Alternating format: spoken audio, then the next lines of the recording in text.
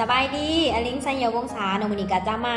รีวิวหรือว่าสาธิตเกี่ยวกับผลิตภัณฑ์อีกตัวหนึ่งของบริษัทคังเซนเคนโกเนาะซึ่งว่าเป็นผลิตภัณฑ์กลุ่มเครื่องใส่ภายในครัวเรือนที่ทุกครอบครัวก็จำเป็นต้องได้ใส่อยู่แล้วแต่เป็นการที่จะมาแนะนำให้ผู้ว่าแฟบของบริษัทคังเซนเคนโกเนาะหรือว่าแฟบ Easy Plus ของเฮาเนาะมีประสิทธิภาพในการย่อยสลายแบบใดเนาะและเป็นมิตรต่อสภาพแวดล้อมของเฮาจังไดฉะนั้นเดี๋ยวเฮาไปเบิ่งกันเลยเนาะซึ่งมื้อนี้จะเปรียบเทียบกันสาธิตให้เห็นเนาะซึ่งจะมีจอกอยู่2หน่วยเปรียบเสมือนการที่เฮาจะมาลองวัดในเรื่องของประสิทธิภาพในการย่อยสลายเกี่ยวกับแฟบเนาะหรือว่า Easy Plus และแฟบของตลาดทั่วไปเนาะซึ่งมื้อนี้จะสาธิตให้ทุกท่านเห็นเลยเริ่มต้นจากจะใส่จอกที่1เนาะใส่จอกที่1ในการที่เป็นจอกที่แซ่เนาะแซ่ขาบโสกปรกอันนี้จะเป็นจอกที่1และจอกที่2ก็จะใส่ในเรื่องของการที่ใส่แฟบของตลาดทั่วไปโอเคเนาะจะใส่จอกอยู่2หน่วยฉะนั้นคือมาเริ่มต้นเนาะมาเริ่มต้นก็คืออันนี้จะเป็นแฟบของบริษัทของเฮาเนาะที่ใส่กระปุกมาจะเป็นเม็ดสีขาวนวลๆและละเอียดจะเน้นในเรื่องของหัวเสือแฟบโดยตรงเลยเนาะตัวนี้ก็จะใส่ลงไปประมาณบวง1เซนกันเนาะประมาณบวง1บวงเพียงเซนกันโอเคเดี๋ยวอีกรอถ่ายอีกสักประมาณน้อยหนึ่งทุกท่านจะได้เห็นประสิทธิภาพเนาะและจอกที่2จะใส่ผลิตภัณฑ์ของตลาดทั่วไปเนาะซึ่งว่าเป็นแฟบยี่ห้อทั่วไปตามท้องตลาดนี่แหละไม่ว่าจะเป็นยี่ห้อใดก็สามารถนำมาสาธิตหรือว่ามาเปรียบเทียบกันได้เนาะวันนี้จะได้เปรียบเทียบให้เบิ่งโอเคจอกด่านที่1น้องหน่วยที่1ก็จะเป็นผลิตภัณฑ์ Easy Plus เนาะเป็นของบริษัทคังเซ็นเทนโกของเราและด่านที่2เนาะก็จะเป็นเกี่ยวกับแฟบของตลาดทั่วไปมื้อนี้จะมาวัดเกี่ยวกับประสิทธิภาพในการที่ซวยย่อยสลายขาบสกปรกเพราะว่าอันนี้จะเป็นผ่าสีขาวแต่อลิงคือได้ใส่กับเปตาดินเนาะคือหลอดนี้ทิงเจอร์ไอโอดีนเนาะจะเป็นตัวที่ใส่บาดแผลซึ่งแทนให้เป็นขาบสกปรกที่ติดฝังแน่นในผ่าสีขาวๆเดี๋ยวมื้อนี้เขาลองมาแซ่เนาะแซ่ลองเบิ่งเกี่ยวกับประสิทธิภาพของแฟบทั้ง2ยี่ห้อที่เฮาได้เห็นเนาะในส่วนนี้โอเครอถาสักประมาณ3นาทีเนาะส่วนที่รอถาจะอธิบายให้ฟังเลยว่าแฟบของเฮาเนาะมันจะสกัดและมีส่วนประกอบจากอย่างแน่นี่จะเป็นแฟบของบริษัทเฮาเนาะถือว่าปลูกห่างลักษณะจะให้ทุกทานเนาะที่แนะนำให้รู้จักอันนี้จะเป็นธงของแฟบเนาะชื่อว่า Easy Plus ซึ่งว่าเป็นแฟบที่นำเข้าโดยต้นตำรับการผลิตนอกจากประเทศเยอรมันซึ่งว่าสกัดมาจากส่วนประกอบหลักๆจากเอนไซม์3ชนิดเนาะซึ่งในหันก็จะมีส่วนผสมจากเอนไซม์ของน้ำมันมะพร้าวหาวซึ่งช่วยในการที่เขามาย่อยสลายขาบสกปรกที่ติดฝังแน่นได้ดีที่สุดแล้วที่สำคัญเป็นมิตรต่อสิ่งแวดล้อมมันจะบ่เป็นอันตรายต่อเฮาและก็สภาพแวดล้อมที่เฮาอยู่เนาะสามารถสลายตามสภาพแบบตามธรรมชาติได้ในส่วนของแฟบเฮาประกอบหลักๆก็คือเอนไซม์จากน้ำมันมะพร้าวเนาะและที่สำคัญแฟบของเฮามันจะบ่มีส่วนผสมของของแป้งหรือว่าบ่มีส่วนผสมของสารโซดาไฟที่เป็นสารอันตรายเนาะตัวนี้คือบ่มีส่วนผสมเน้นความเป็นธรรมชาติล้วนๆเลยฉะนั้นคือมันจะเพิ่มประสิทธิภาพในเรื่องของการย่อยสลาย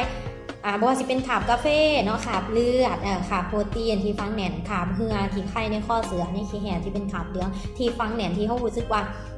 ซักยากๆนะยากของนั่นออกที่สุดเนาะในส่วนนั้นโอเคเนาะรอค่ะเวลาเริ่มจะเห็นผลลัพธ์ในส่วน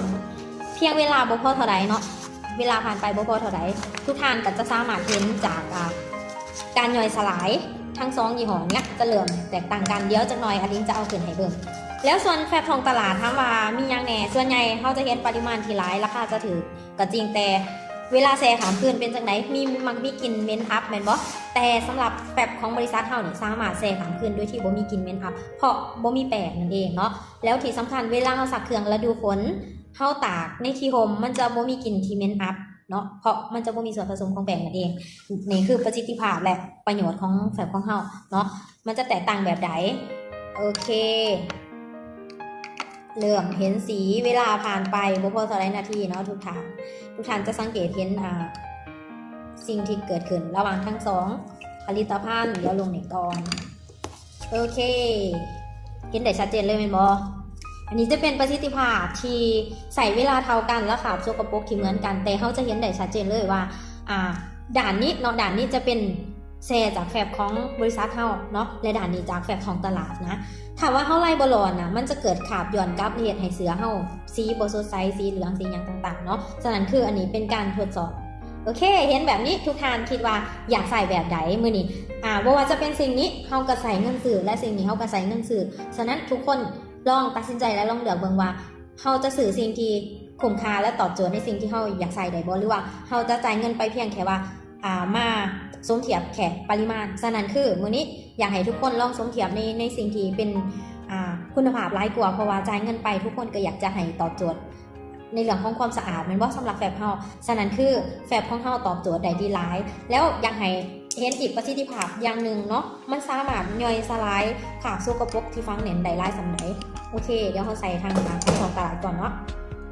นี่จะเป็นเบตาดีนเนาะอันนี้จะเพิ่มลงไปโอเคเป็นจังไหนทุกทานสีเหลืองเลยเป็นบ่แต่ลองมาเพิ่มในส่วนนี้โอ้เพิ่มในส่วนนี้เนาะหยอดลงไปเหมือนกันแล้วทุกคนจะเห็นว่าแฟบของเราสามารถย่อยสลายได้ดีเยี่ยมเลยเนาะทีเยี่ยมเลยตอบโจทย์ให้กับทุกคนที่กำลังแนมหา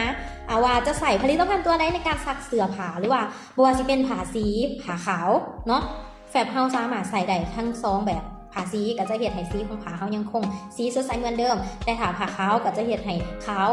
คือเสื้อใหม่อยู่ตลอดยิ่งซักเท่าไรก็ยิ่งเพิ่มความใหม่ให้กับสุดของเราเท่านั้นเนาะฝาก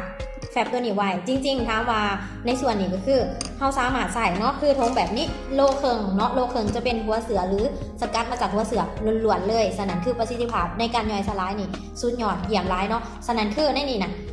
เราสามารถซักมือถ้าซักมือเราใส่เครื่องประมาณอยู่15 ถึง 20 ตัวต่อบวงหนึ่งเนาะมันจะมีบวงในถุงและถ้าว่าเราซักจักซักผ้าเราสามารถใส่2 โลครึ่งต่อบวงครึ่งเนาะซึ่งตัวอลิงเองใส่นะคุ้มค่าเนาะเพราะว่าถ้าใส่คนเดียวกับประมาณ3 เดือนแล้วค่อยเบิดเนาะประหยัดที่สุดเลยฉะนั้นคือถ้าว่าท่านใดสนใจหรืออยากจะสอบถามสามารถที่จะอินบ็อกซ์มาอยู่ในเพจของเราหรือใน Facebook ของอลิงสัญญาวงศ์เนาะและติดต่อมาได้ที่เบอร์โทรเนาะ